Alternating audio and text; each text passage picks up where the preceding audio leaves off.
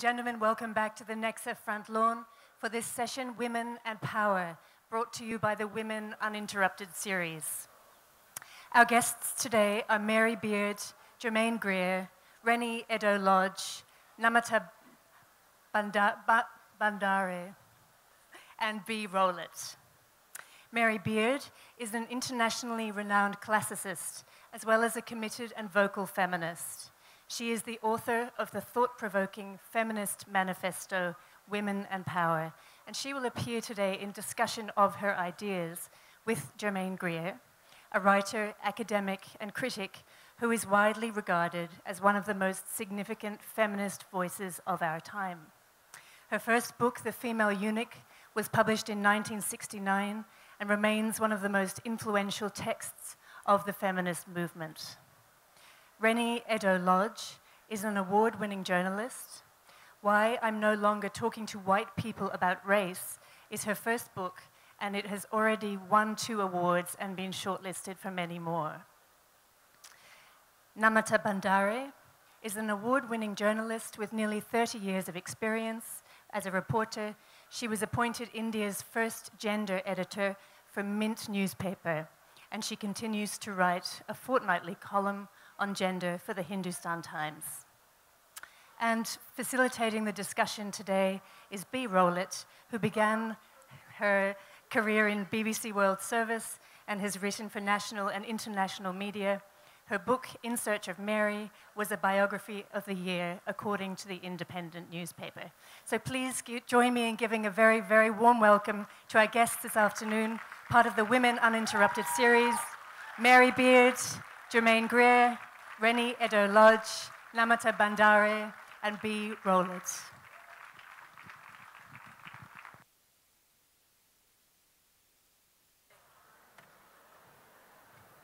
Jaipur, can you hear me? Oh dear, I'm going to have to shout pretty loud. How does this work? I don't know. Oh dear.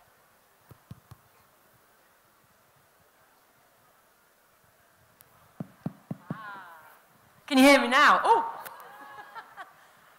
I'm going to abuse my position very, very briefly, because I've got you all here. I have a personal plea to each and every one of you. Please go to the festival bookshop and buy a book. Any book, any book. Books are vectors of change. Books are vital. We need books. If you need to buy a gift for someone, buy them a book. People don't need more stuff, they need books. Commercial break over. I'm going to join my team here. You've nicked my spot.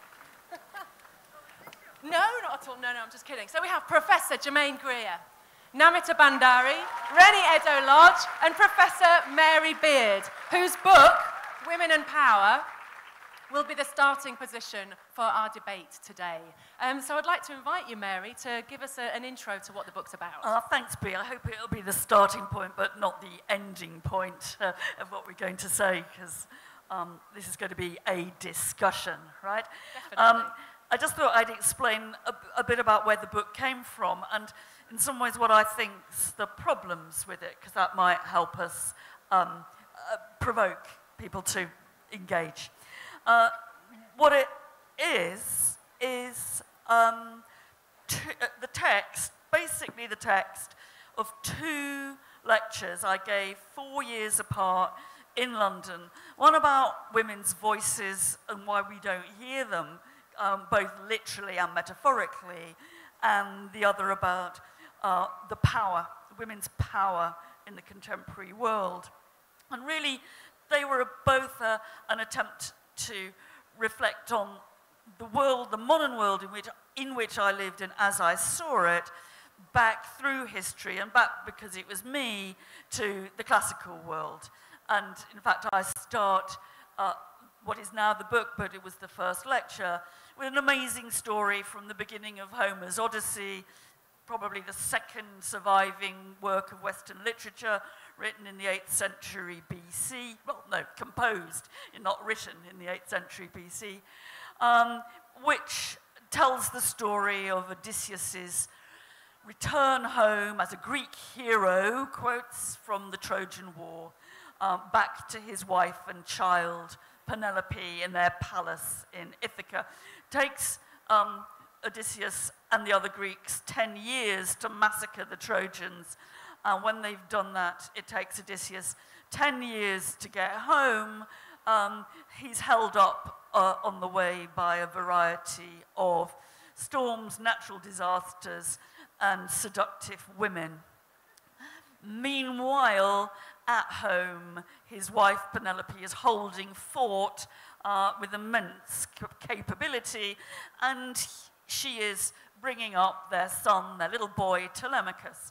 And although we now tend to think of the Odyssey as the story of Odysseus' return, it is also the story of the young Telemachus growing up. And at the beginning, very near the beginning of the first book, we are in Ithaca, and there was an incident happened which I'd hardly ever noticed before, that Penelope is upstairs doing her woman's work. She comes down into the central hall of the house, and she finds the bard singing about what a rotten time the Greek, quotes, heroes are having coming home from Troy. And she perfectly reasonably says, "Oh, bard, couldn't you choose something a bit happier than that very gloomy number?" Telemachus, who's at that point a wet behind the ears teenager, says to her, "Mother, shut up, speech is man's business, go back upstairs." And so she does. And as I said, I'd read the Odyssey many times, and I'd always somehow taken this for granted until I stopped and thought, well, blimey, that is a foundational moment in the silencing of women. And so I traced some of those moments through history, and I traced also in the second lecture the use of classical myth to disempower women who wanted a public voice and a public position. Why was Hillary Clinton shown as the decapitated, snaky-headed monster known as Medusa? Why was Trump, who I suspect has never read any Greek mythology at all, why was Trump's campaign playing into this? And that's really what this very short book explores. And I suppose its underlying theme is what are the templates of power that are somehow being constructed for us in our mind's eye that always seem to exclude women. Why, if you're a successful female politician like Angela Merkel or Hillary Clinton, must you always wear a trouser suit? Okay, so it takes a relatively broad view of that. On that point, you elaborate at length about what power looks like. Power as a structure. It's a pre-packaged male template. And you describe it as a structure that is already coded as male. But it's not just coded as male. It's coded in many other ways. It's coded by what languages you speak, by what color your skin is. And I would like actually to ask Reni now to elaborate more on the theme of the structure and the coding of power. Can I just say one thing, just to, sorry, I didn't mean to interrupt you, Reni, before you even started. I think that the questions this raises, this is written from a very British point of view. I was giving 2 lectures to a British audience, and I was looking around at my world. And one of the questions I hope that we're going to be able to address here is really how far those coded structures are universal, how far they're modulated in different ways in different cultures. Because I thought a bit about that, but it's what I see the book lacks. So. Okay. We're not arguing about what the book lacks. No, we're taking the premise of the book and pushing it outwards. I want to be very upfront about what this lacks, because I think it does lack. That's why I want to hear from other people. We'd love to hear from Reni on this. Well, I can't promise the front lawn a 5-point article about what the book lacks. But what I can say is, on the theme of women in power, I think that, when I reflect on the title of your book, Mary, for me, I just keep thinking about the Me Too movement, which is, happening globally, and how that is a real that is women globally reckoning with power, particularly in the labor movement, particularly in how, you know, gendered power keeps creating barriers for us within our professions. And, you know, that's something that I continue to be inspired by. I wanted to ask you more specifically about what power looks like, because we're talking about the coding and the structure of power, what it means when we think of power. Well, I mean, on that point, you know, what I was going to say next is that I don't think it's a coincidence that that movement, and how it was kicked into the mainstream, was actually by some of the most powerful women in the world, women whose faces we're incredibly familiar with, and women who actually had, in the grand scheme of things, a lot less to lose than other women. And so I think that, you know, as feminists, we sort of like exist in this interesting sort of dichotomy, right, in terms of, you know, we see where we lack power, we see where the power structure is, you know, cutting us out, or at least trying to push us onto the sidelines. But also within that, we have to reckon with the structural power that we do benefit from. You know, one of the big criticisms of the Me Too movement was, you know, these are rich, wealthy, and very privileged women. And they absolutely are, you know, particularly the Hollywood actresses, who also reckon with... It didn't start with the Hollywood actresses. No, it absolutely didn't, but I would argue that those are the women who kicked it into the mainstream and who created a situation in which, you know, suddenly it's being spoken about Hollywood award ceremonies, where we would usually talk about what dresses they're wearing, right? But they were incredibly powerful and still reckoned with, you know, rape and sexual assault within their jobs. And so what I've found quite interesting about that movement is how some of those women who are very powerful are now reckoning with their own structural privilege. Because, you know, I've just finished reading a proof of an incredible book that's not actually out yet. It's going to be out in May in the UK, called The Farm. And it's a fiction book, but it speaks to the power dynamics between women, race, class, and how, you know, how these things actually get in the way of solidarity that women could, a big solidarity movement that women could be building. You know, race, class, economics. We still live in a society where middle and upper class women are relying on women lower down on the class structure than them to look after their kids, yeah. You know. You actually mentioned yesterday in one of your panels that you would love to see feminism be more broad and sort of more open. Can you elaborate on that? Indeed, you know, I do like deeply believe in coalitions and shared aims, despite differences between us, including power differences. But those things can't begin to happen until we reckon with the power that we sometimes structurally hold over other women. And that is often to do with class and race. Namita, please can you bring us into what's happened in India's Me Too movement, and you know, and take a move from the powerful Me Too to the more grassroots end of the movement. Before I will do that. I'm not avoiding the question, but I just want to. What's happening? They just won't answer my question. I will. I promise. But I want to talk about what power looks like in India, and there's a reason why it looks the way it does. So in Parliament, we have 11% women, and that is the largest we've ever had in our history of 70 years since we've been having elections. And yet we've had 1 million women go through the panchayat system, where 33% seats are reserved for them. Now, I'm not willing to believe that of those 1 million women, not one was capable of graduating to the assemblies or to Parliament, and yet less than 1% have even made it to the... So the keys to the kingdom are, I mean, not only has the kingdom been designed by men, but the keys to the kingdom are with men. So I was at a session earlier, and where somebody mentioned to me agricultural tools in India, where there's a hammer, where there's a sickle, are actually designed by men for men, but men don't use them. It's the women who use them.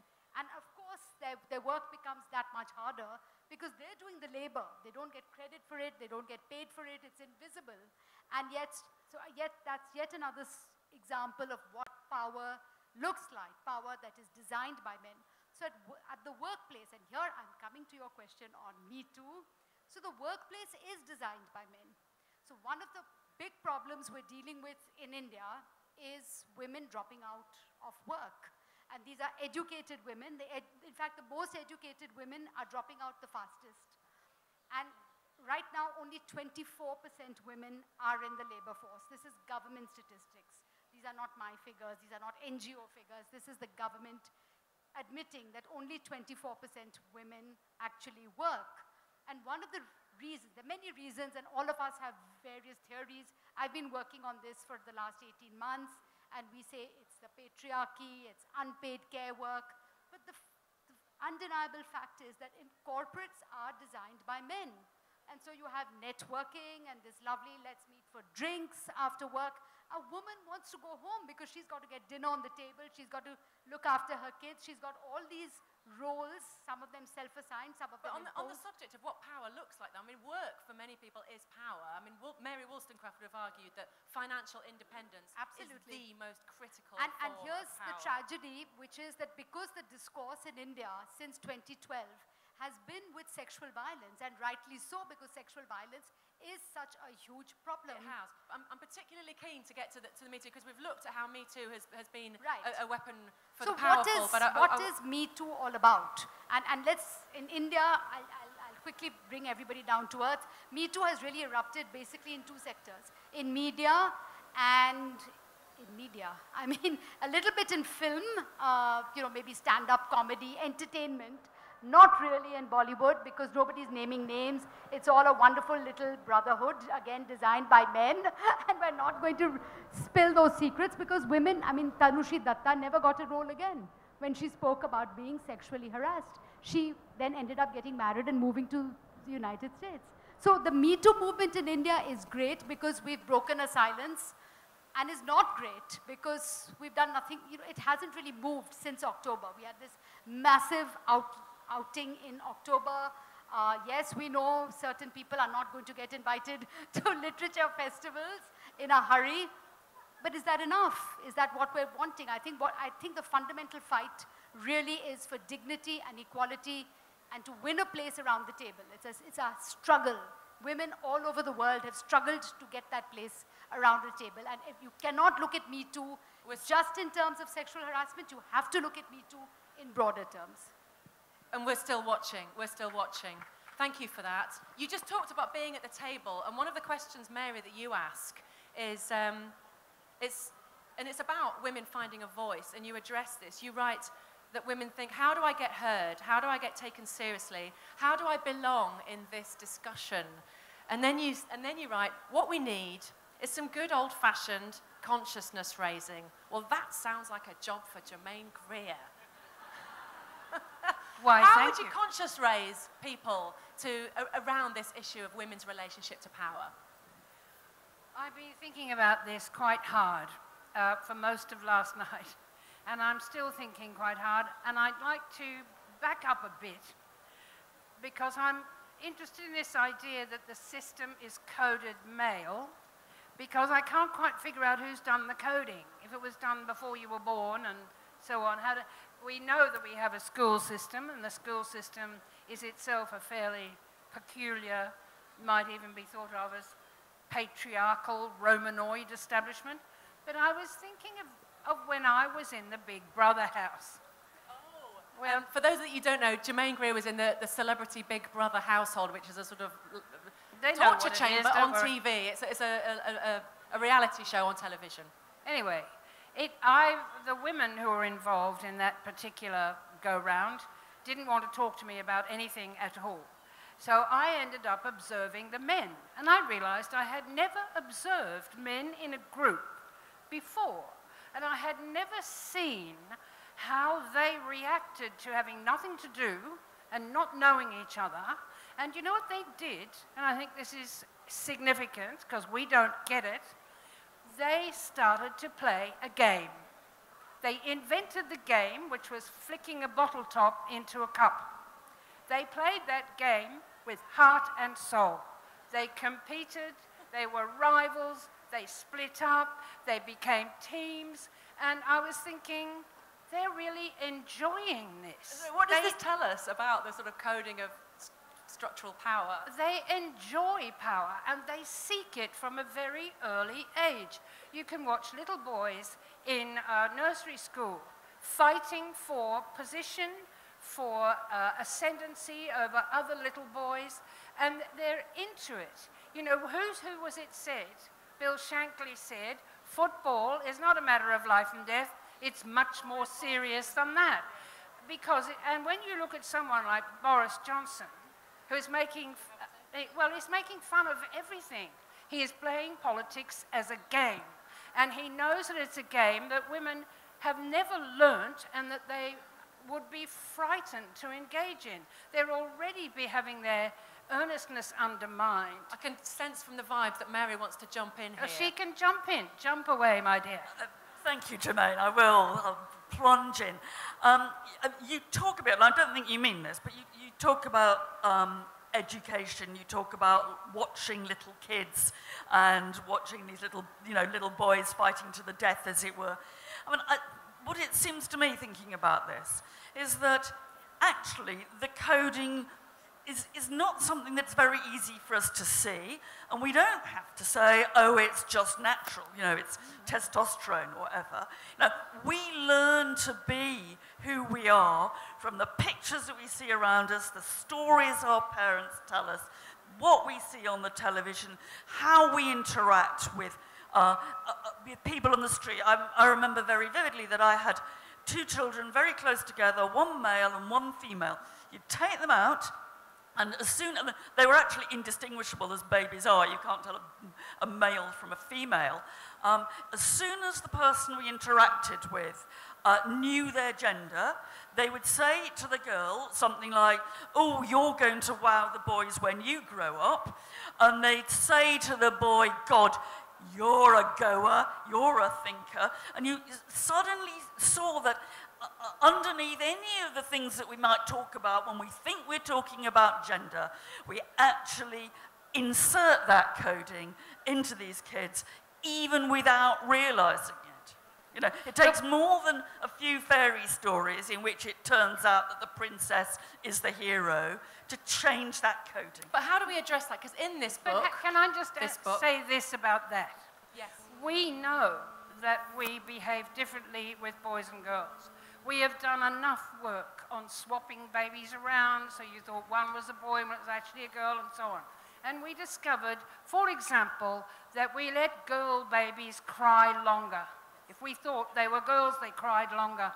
We responded with food to a boy's complaints much more readily than we did to complaints that were coming from, we thought, girls. We do construct already these responses. But when I'm looking for how men negotiate power, it seems to me there's a lot more emotional satisfaction in it for them than it would be for us. I think your Big Brother house is interesting because the one thing I've always wanted to do in my workplace is actually get a 2-way mirror into the men's lavatories. Because I've always been absolutely convinced if you could listen to what the guys were saying when they knew there were no women around, you'd start to see what was going on. Yeah, I think that's probably true. But this is also one reason why men are so hostile to women who invade that space. Whether you join the police or when you go in the army, or when you go... Back to women in power. So in your book, which you describe as a manifesto, and yet, I was looking for advice. I was looking for, where's the key, Mary? Where's the key? There's one thing that you say, and you suggest that we try thinking about power as a verb rather than a possession. Can you explain what you mean by that? Yeah, well, I was in the position that you've just said. It's called a manifesto. It's a very academic manifesto. It says, actually, action comes from thinking hard about a problem rather than a set of bullet points. But I was then really trying to think of alternative models for things getting done in the world that were not done in that kind of willy-waving, sword-wielding way we have of operating. I mean, it's very interesting in the English language that there are 2 things that you wield. If you use the word wield, you wield a weapon, a male weapon, and you wield power. So I was trying and looking out for a place where you could see effective action public action, I think you could find many examples in workplaces and on domestic scale, but effective major public action. The only one that I thought really represented something different was the originally US movement, Black Lives Matter. Because there it seemed to me that it was a movement which made a difference at a time when its female leaders were in no way household names in the way that most leaders of political movements become. Now, I think that's changing a bit now, but I thought there was a group of black women who did something without saying, you know, look at me. They said, look at what we're doing. So this was power as a verb. Yeah, I thought power as a verb. They were powering Black Lives Matter. They weren't wielding their power in the movement. But I thought that was, in some ways, a crucial distinction. Anybody else want to pick that up? I think, you know, actually, when you then look at the big names of Black Lives Matter, I don't think it's a coincidence that you could point to a bunch of men, a bunch of male writers, and a bunch of male activists who have curated personal brands off the back of a movement that was started by 3 black women. Yeah, I think that's absolutely right. And I think that, like, given that reality, those of us who are trying to think of alternatives, models of power, and in the activist communities that I come from, you tend to start from a place of non-hierarchy. Like, what do we do when our work becomes essentially capitalized off the back of essentially a bunch of men who create personal brands for themselves? That's not me saying that their work is not good. I'm just saying in terms of who they make themselves the household names. Yeah, well, it's a version of the cartoon that I have in the book. The old cartoon from Punch, which is obviously a meeting, an office. There's a male chairman. There's about 6 or 7 men and a woman. The woman's called Miss Triggs. And the chairman is saying, that's a very good suggestion, Miss Triggs. Would one of the men like to make it now? And that hits the nail on the head. I have a story, and I remember reading this, and I think it was the Washington Post. So during the Obama White House, and Obama was this great feminist leader, there were just a lot of women. You know, there were more women than ever. And yet, even in the Obama White House, they found that when they were sitting around the table and they'd have meetings, and one of them would make a suggestion, and all the men would look at her, and then they'd look at their shoelaces, and they'd drink their coffee, and they'd then go on to talking about other things, and then a few minutes later, the man would say the exact same thing, and everybody would look at him and say, wow, that's genius. And so the women then banded together, and they said, look, this won't do.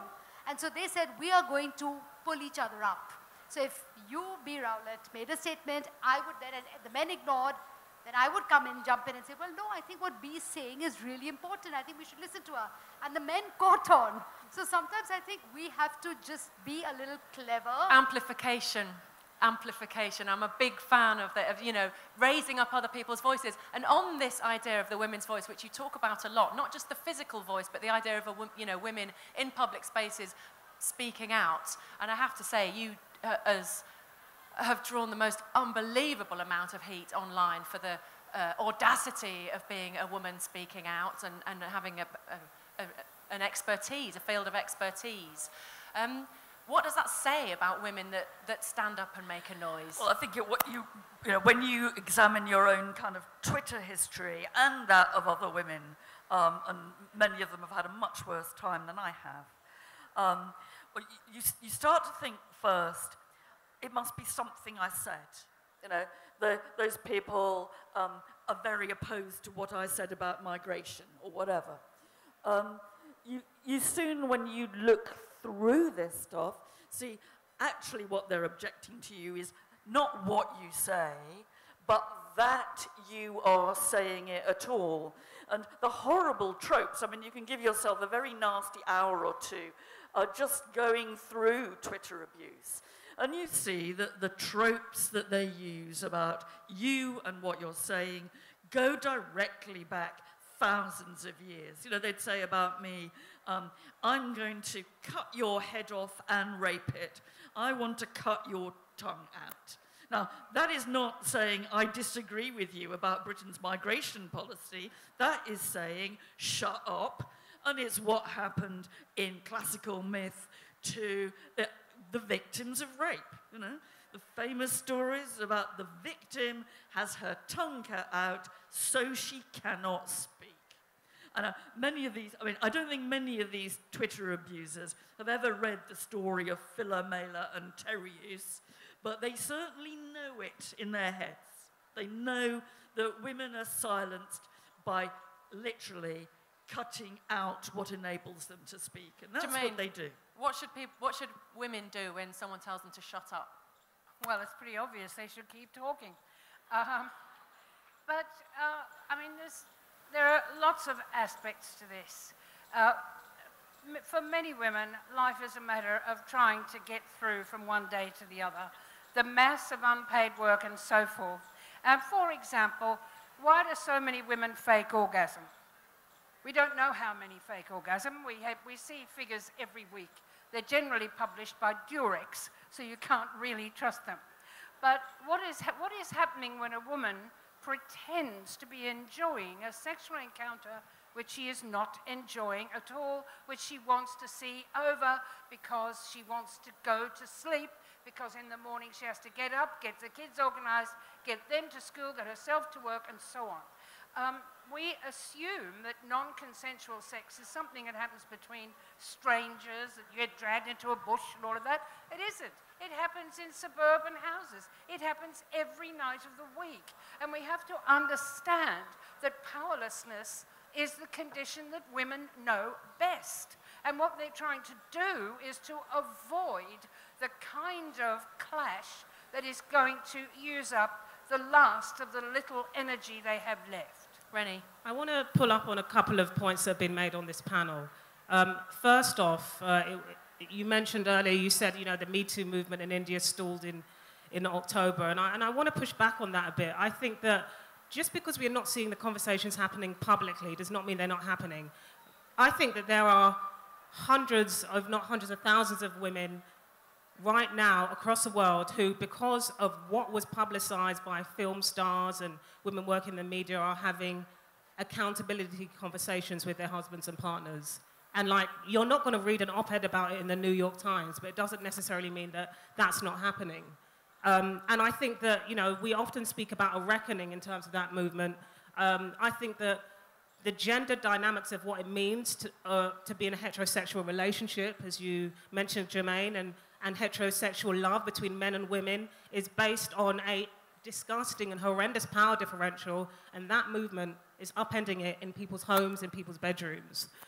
But beyond that, I also want to point out that I don't want this panel to fall into a myth of a universal female experience. Yes, sexual violence, domestic violence, underpaid and undervalued labor, I think is something that women around the world can all resonate with. But the fact of the matter is, there are various forms of structural power that women benefit from. Some women benefit from at the expense of others. Such as? Racism, classism, huge economic disparities in wealth. And I think that that is something that, you know, if we are looking to build broad coalitions in the feminist movement, has to continue to be addressed. You know, my personal experience being involved in feminism since I was a student was white women in particular wielding racism against me.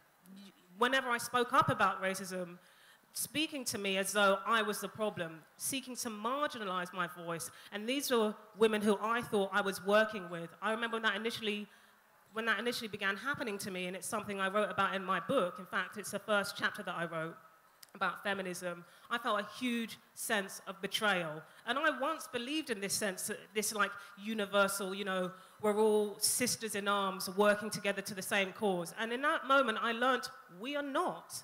And if the movement does not continue to reckon with and, you know, seek to dismantle power structures that some women can benefit from, then that betrayal will continue to happen. Because the fact of the matter is, you know, I am not the woman who I was 5 years ago. I benefit from a huge amount of class privilege and a huge amount of wealth privilege thanks to my work. I cannot claim to have the same experience as the woman who serves me breakfast in a cafe. I simply can't. There's certainly many things that we have in common as women, but there are also things that are hugely different. And if I don't attempt to, try and understand the perspective that she comes from, working for £8 an hour, then where's the solidarity there? But that's, in a sense, why, I hope you're right.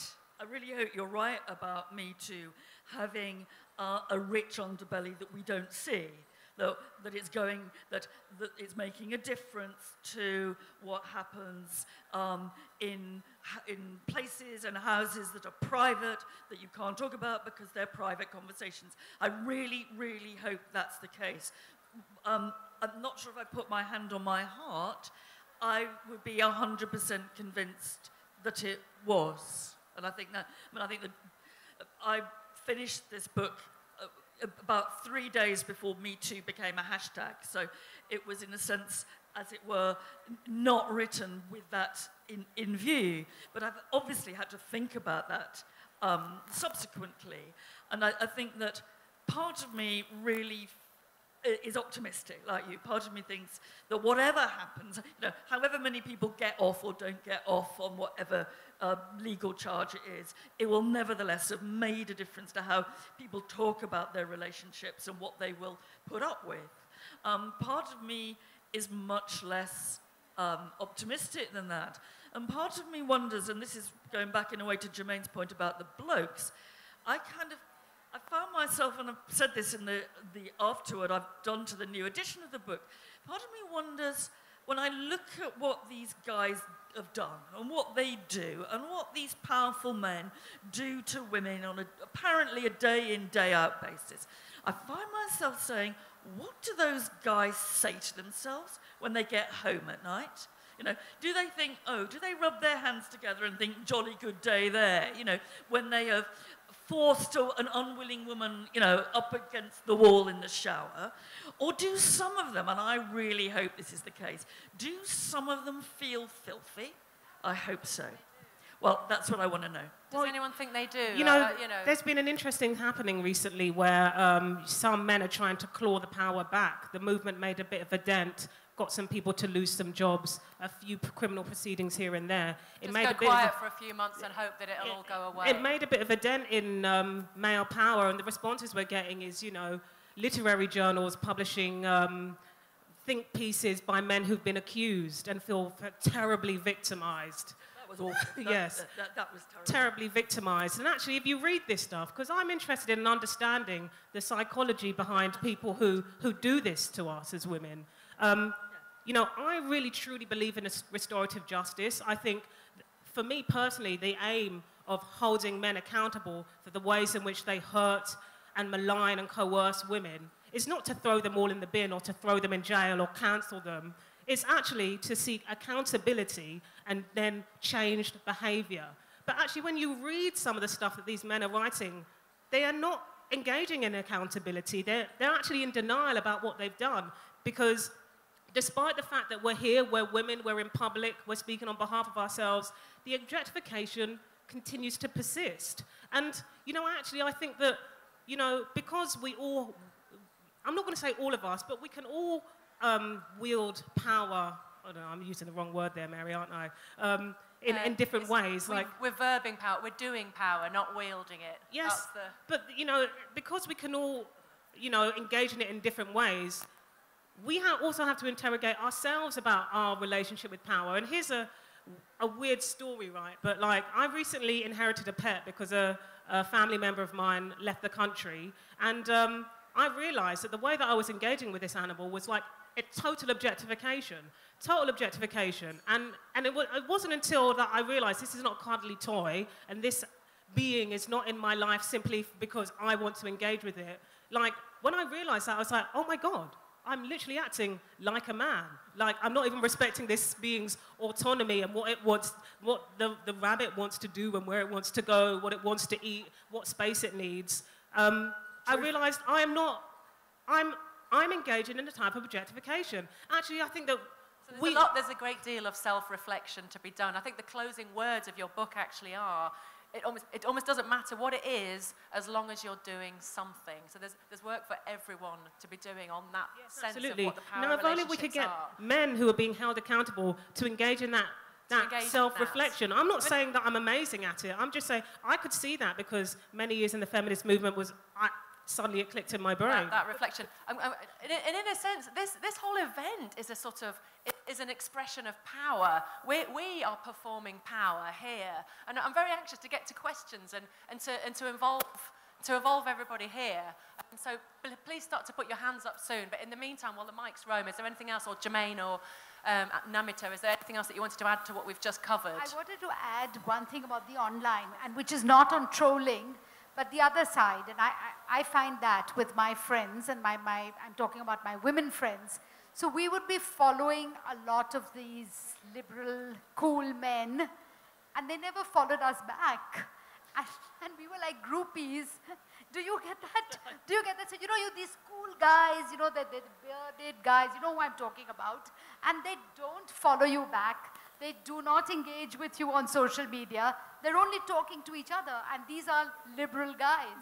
They're our guys. They're the guys on our side. Ultimate echo chamber. I'm especially welcoming questions from schoolgirls. If there's any youngsters in the house, some at the back, let's have a look. Wave your hand really high up in the air.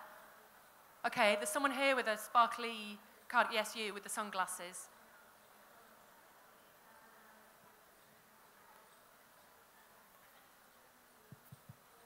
Hi.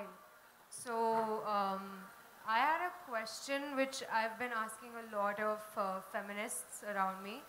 So if I were to ask you if today society goes from being a patriarchal to a matriarchal society, do you think we will get the kind of equality feminists are fighting for? Or do you think that switching power is the problem because power in itself corrupts? Sultana's dream. So who wants to take this? Just Germaine. an observation, a political observation, if I may, which is that the Northeast, where there are in practice many matrilineal societies, have the least number of women elected to assembly. I think Manipur has had 2 in 32 years. Germaine, but that's my nuts and bolts answer. So if we flipped it... We've been talking about inequalities amongst feminists and amongst women, and it interests me partly because it has now become apparently an item that I have lost the plot. In other words, I'm 80 on Tuesday, and I am already senile, and this amateur diagnosis has already been made. Now, this has been a problem in the feminist movement from the very beginning, that older women, and in particular women in difficult situations like the much-hated mother-in-law, whether she's in England or in India, she still has to struggle to actually carry out her ordained role. Now, one of the things that gets us into trouble is the fact that we can give birth to boys as well as girls. And mothers are very likely to want to advance their boys in a matriarchal society. Why wouldn't they do that? The problem there is hierarchy. Why does somebody have to rule this? Why does it have to be done that way? Supposing I was right in hoping that women were sororal, that like the big apes, the women hunted together and fed their children together. They also wait on the men hand and foot, which is perhaps not ideal. But if this is the case, if we did have a completely contrasting form of social organization, then things could very well be different. But we still haven't figured out how we can make our notions of power, which operate at street level, operate at a higher level or at the institutional level. Everyone's thinking that Me Too is going to get what it wants. It's going to be putting men in jail all over the place if that's what it wants. I would be surprised if they win a single criminal case. Mary. I don't want to swap the power of women for the power of men, but I have much more limited ambitions, honestly, which is really for all of us.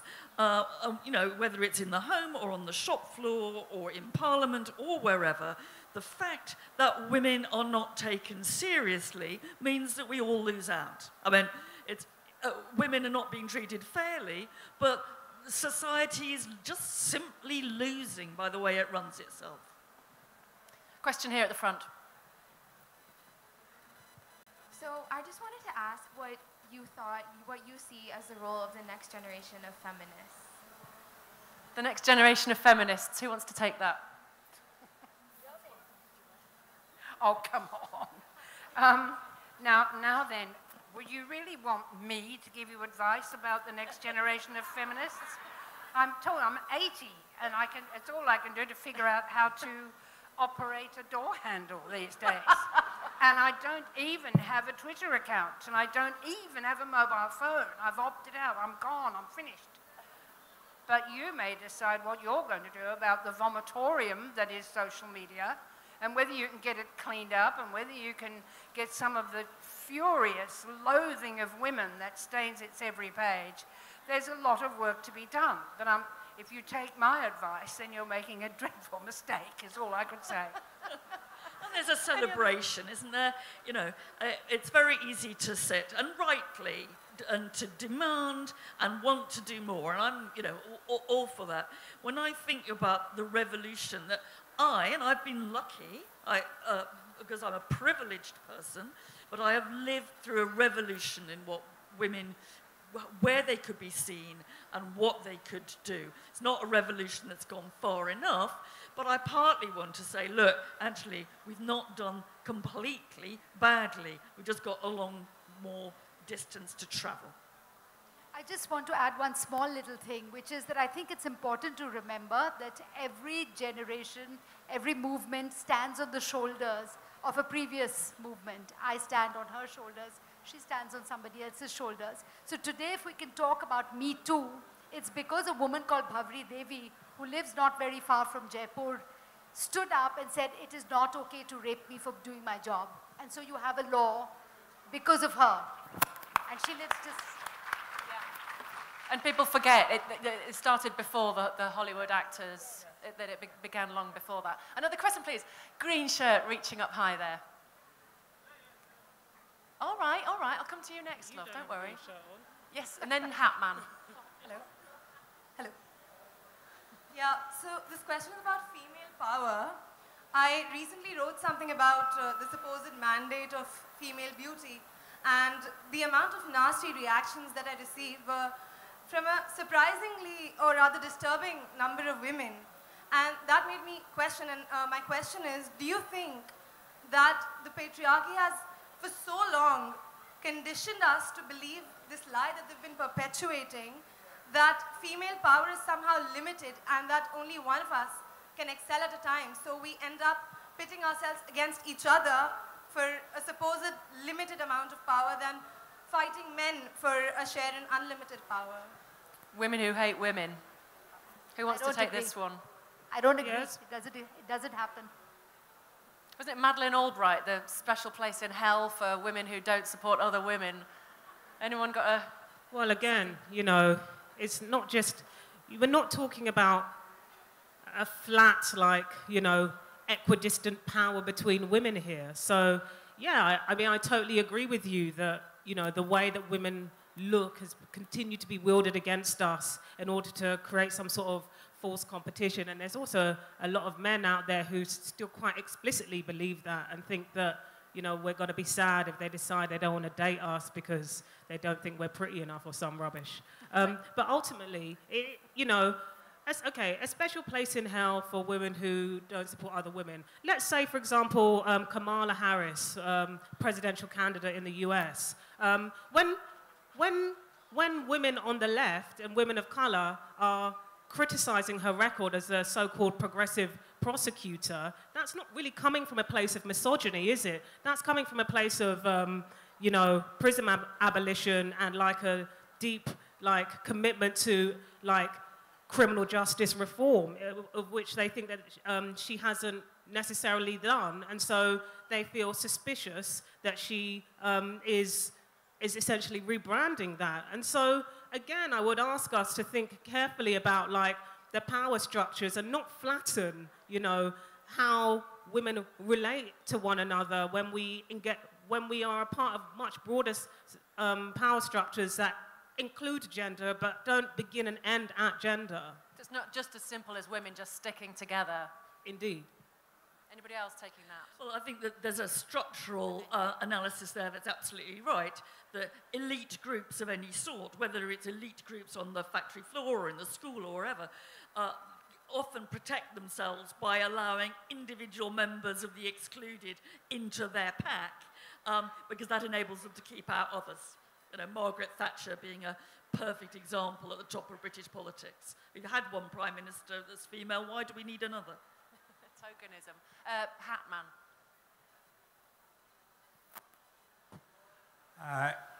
In my country, 90% women contribution in farming, those are illiterate.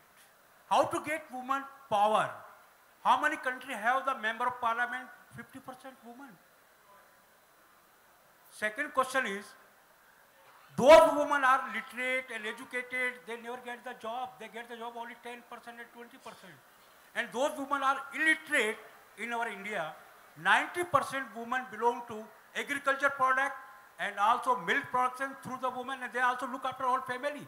How to get women powers? That's the question. But I think Namita actually already addressed that in your earlier speech. Excuse me, I would join here. Excuse me, sorry, no. One moment, No, sorry. It's a very pertinent question, please. No. This country has... Excuse me, you have to wait. You have to wait your please? turn. Thank you. No, sorry. No, sorry. Can you sit down, please? You've got to wait your turn. Thank you very much. The woman with the red shirt and the glasses on behind. Yeah, you. Thank you. Yes, you. Hi. So, my question is to Namita. So, India is a poor country, and Namita Bhandare talked to that earlier. I did talk about it. Come on, this is a little bit ironic, isn't it? I can meet after this. I'll talk to you. Please, lady with the microphone, can you give us your question? Please don't heckle. So India's a poor... Just carry on, please. India's a poor country, and 90% of women do unpaid work, which is also, it's not documented for. Why don't we just accept that we have, that 90% of women can contribute to the GDP, and it can not only cause socio-cultural growth, but also economic growth, and that's advantageous in it. So why don't we, what stops us from moving in that direction? Well, I think we are pretty seized of the question, and we are aware of this issue, and there are studies that say that women on average put in 200 minutes a day on unpaid work as against 29 minutes, which is what men put in, and is amongst the worst in the world. So Indian men really need to step up, and even at a policy level, I think we keep reinforcing the stereotypes. So whether you have the prime ministers give up your LPG scheme, you're always giving it up so that a woman can cook better, but men can also cook. So we're going on reinforcing those stereotypes. I think part of the problem is there is no political will to change the narrative. That's Yellow shirt in the middle, in the sunshine. And so one question from yellow, and then right at the back. Yes, get someone from the back, please. Hi. Feminism talks about women empowerment and women power and, you know, educating women and everything else. Men somehow feel alienated to the idea. So how important it is to make men feel related to the idea more and involve men in the idea of feminism more and the acts of feminism more? How important is it for the whole, the whole scenario to work properly? Involving the men. Germaine, you give a little eye roll there. Well, we spend so much time thinking about men, and it turns out it's not enough. The whole thing is extraordinary, but it's like common sense. You know, one of the things we could be doing is guaranteeing an income to every child born. It's been investigated. We know we can do it. We'd change the tax basis. Scandinavian model, universal benefits. It's all doable, but we're not going to do it. And one of the reasons we're not going to do it is because the power structure is the thing it is, and it will defend itself against any rearguard action that we mount. We've got to get, I suppose I could say, cunninger. We've got to find ways of working that don't fit the paradigm, because we can't. I think I wanted to disagree with Mary about the system being coded as male, because I thought in a way this was pushing us into gender-shaped holes that we wouldn't escape from. But I think it probably is right that there is something about its dynamism, the way it works, which is why I brought in my example of the way the men played the silly game.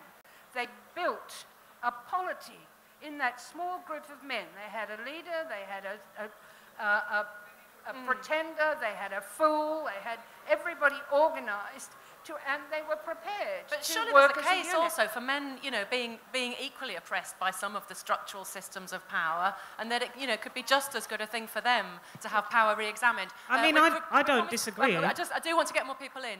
We promised to take a question, not from you, I'm very sorry, from the right at the back. Yes, please speak up. So we can't answer your question, and you know that perfectly well. Well, it's already been answered. Okay, let's stop the panel and just cater to you. Shall we do that? A friend of mine is a huge fan of Roman history, so the question is specially addressed to you. Where is it? Where are you? In history, we see Cleopatra being vilified completely by Virgil and other historians because apparently she seduced Julius Caesar and Mark Antony. Similarly, Helen of Troy is said to have eloped when modern commentators say she was actually kidnapped. So across history, how many women have we actually vilified? Do we have any idea about this question? This is something I would like to ask. I think that the answer to that is countless. And I think the point about the examples you raise is that there is a long tradition going back as far as we can see, which actually manages to explain human disaster, warfare, tragedy, and the loss of men by the fault of a single woman. And Helen of Troy, who happily didn't exist, but she is, in a sense, one of the origins in Western culture of that desire to blame the woman, for the boys' adventures, disasters, violence, and catastrophes. I'd like to end with the words of Mary Wollstonecraft. I do not wish women to have power over men, but over themselves. Thank you very much. It's been a lively one. And a huge